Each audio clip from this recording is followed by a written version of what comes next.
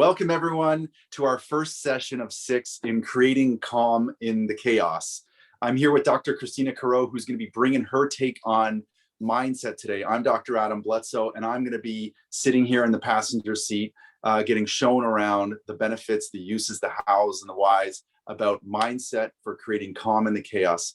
So Dr. Christina, help us out. Start us off with where mindset fits for you and what it's all about. Yeah.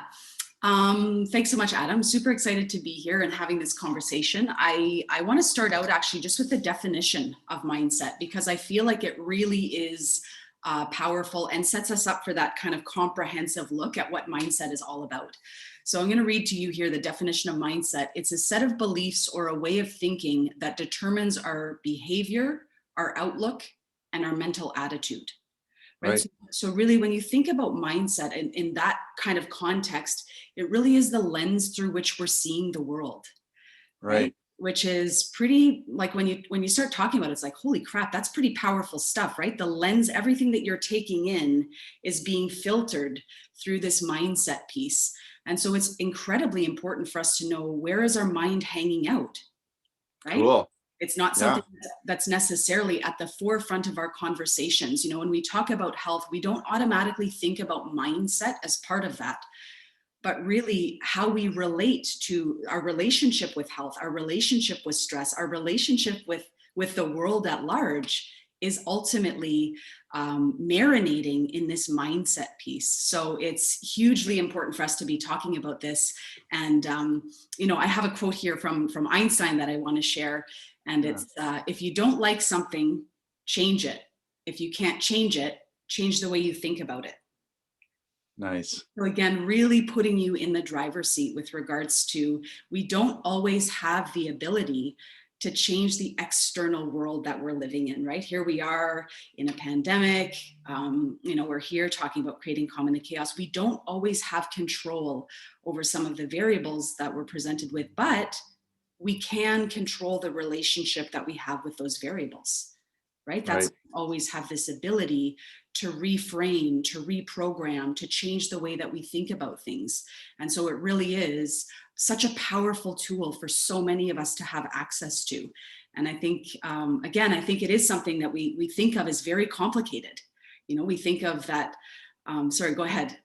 Oh yeah, bring us into that. If it's not complicated, sort of bring us some examples or point us towards the benefits so we can sort of see it in action. Yeah. One really simple example that I think we all relate to is this sort of, you know, glass half empty versus half full kind of analogy, right? Mm-hmm. Yeah. So the pessimist's view of the world sees what isn't there. The optimist view of the world sees what is there. And, you know, that's not to say that there aren't bad things out there, that there aren't things that maybe we shouldn't be reframing. You know, I don't want to sit here and pretend that, oh, if you just reframed, maybe you could stay in that relationship that isn't serving you. If you just reframed, maybe you could stay in that job that's, you know, wearing you down. If you just, so I want to be careful that I'm not pretending that everything in our world should be reframed so that we can stay put. But I do want us to recognize that actually there are lots of things that we can reframe in order to live our best lives, in order to have quality of life, in order to have peace of mind, right? And if we're talking about creating calm in the chaos, and a lot of us are feeling stressed and overwhelmed and anxious, let's back up a bit. Let's think about where our mind is hanging out. Let's think about whether or not we're really overly consumed by what the media is constantly bombarding us with, right? How are we protecting our peace? How are we grounding ourselves during some of this turbulence? And so I really feel like this past year, I've really doubled down on mindset. Part of that has been pandemic related. Part of that has been that I actually joined a mastermind where I was hanging out with, you know, a bunch of clinician entrepreneurs for this year that were really challenging mindset and limiting beliefs in a lot of different pieces. And then also, you know, just personally with regards to a tragedy that I endured in the fall. I lost my brother tragically in a car accident. I've really had to just reframe and make peace with things in a way that I'd actually never had to do before. So again, it's really easy for some life events to kind of shift us from, a place of optimism to a place of pessimism. And there would be no better year for that to shift us around, right? Right. Yeah. Knock us off our base.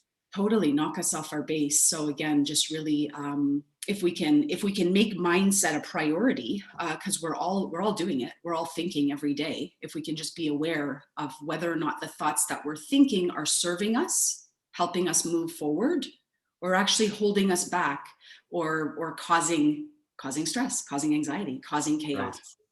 Mm-hmm. You're reminding me of a couple of things. Is that when you described it, like framing it in a positive light, there's a phrase for that in psychology called bright siding, which basically takes a bad situation and says, hey, look on the bright side, which is that negative use of that mindset piece, that negating the pain and trying to have us just push through it.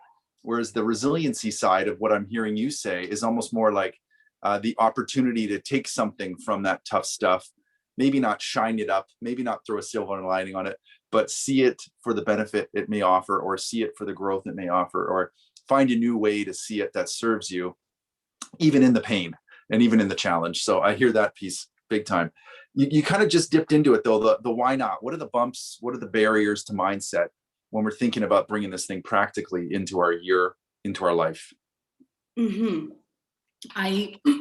So yeah, one thing that I talk a lot about actually is this survival mindset, right? And so when we think about our brain, and we break our brain down into three components: the reptilian brain, the mammalian brain, and the thinking brain.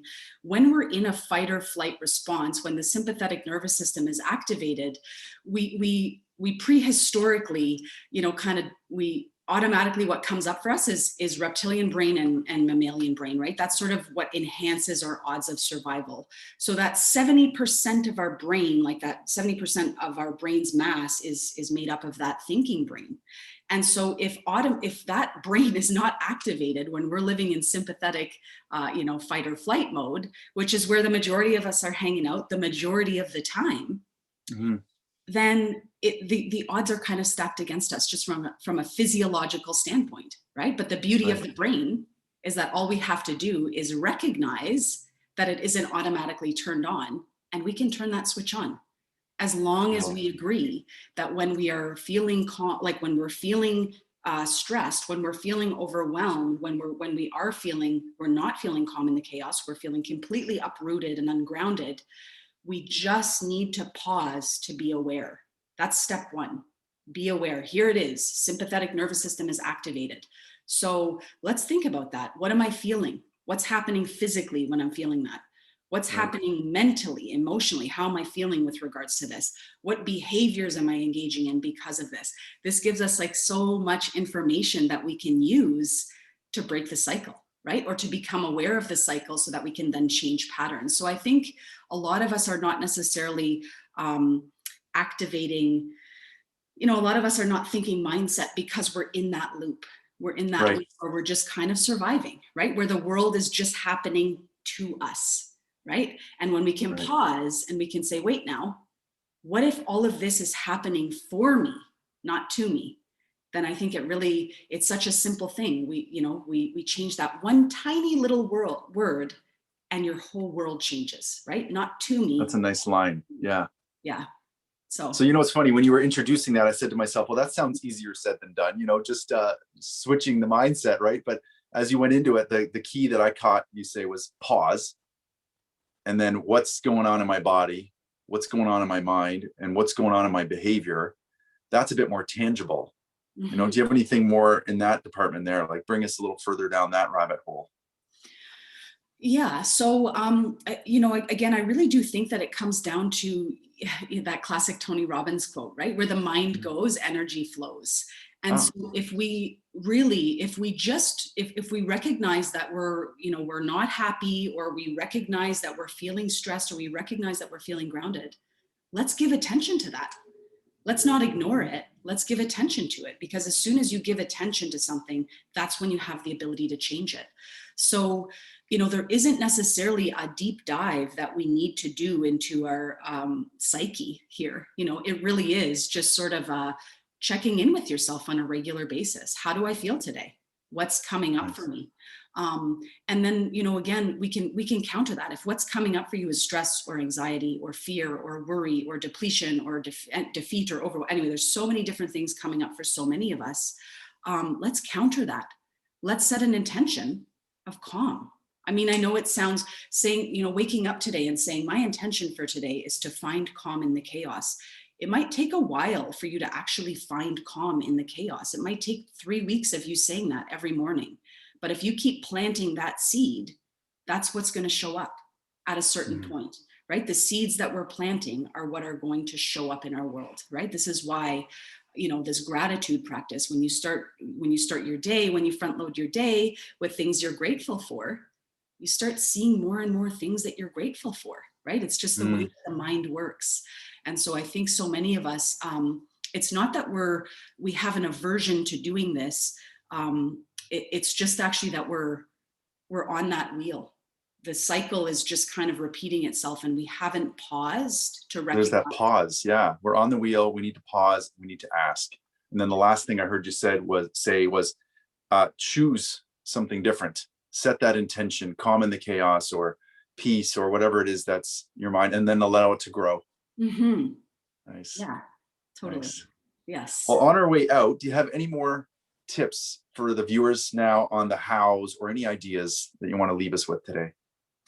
Yeah, I did write down a couple of questions, just things that you can think about, questions that we can be asking ourselves to sort of, again, gain more clarity around where we're hanging out, right? If we're hanging out in a fixed mindset or a growth mindset. And I don't want to do a deep dive into that because I really feel like that could be an hour long or like a weekend long, webinar. Right.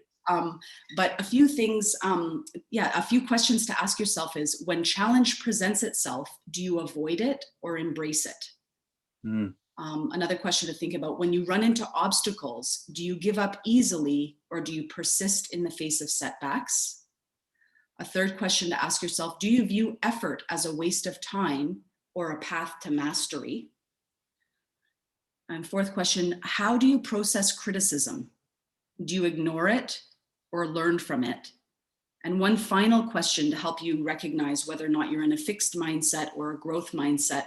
When others succeed, do you feel threatened or inspired? So again, I know that is kind of a lot of, saying like, oh yeah, I'll just get you to ask yourself a few questions. Those are a lot of questions, and they're kind of deep, they're heavy questions too, right? Getting you to really— They're great questions. You got me thinking as you were speaking. Yeah. So, your mind is such a powerful thing, and the stories that you're telling yourselves and the things that you believe about yourself can either, be preventing you from change or can be supporting you and a catalyst for you blossoming into the version of yourself that you want to blossom into. And so I really feel like let's just create a little more time and a little more space for thinking about where our mind is hanging out, for thinking about the seeds that we're planting. And I think that, those questions are a little heavy, but if you wanted something kind of a little lighter and fluffier, I think setting an intention every day is a really good way to just start carving out your path, helping you navigate like a compass helping you, navigate through the forest. An intention is helping you navigate a busy day. And so again, if we're thinking about creating calm in the chaos, then I think that intention is your compass, right? So let's set an intention for calm or for peace or for joy or for gratitude or for anything at all. But something that resonates with you, something that's guiding you closer to where you want to be. That was awesome. So thank you so much.